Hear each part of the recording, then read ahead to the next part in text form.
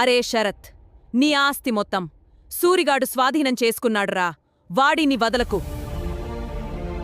వాడి ఆటల్లో అయిపోయాయి.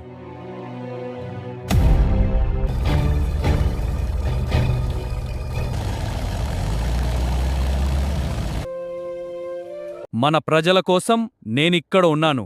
మనం కలిసి పని చెయ్యాలి. నా మాట వినండి. ఇది మన భవిష్యత్తు.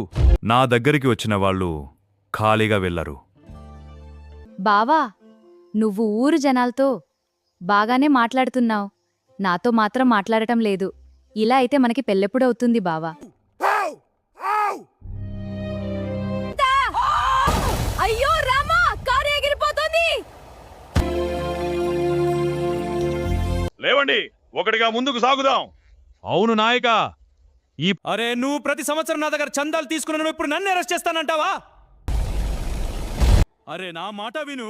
ఏంట్రా నీ మాట వినేది? ఇంకా నన్ను మోసం చేయాలనుకుంటున్నావా?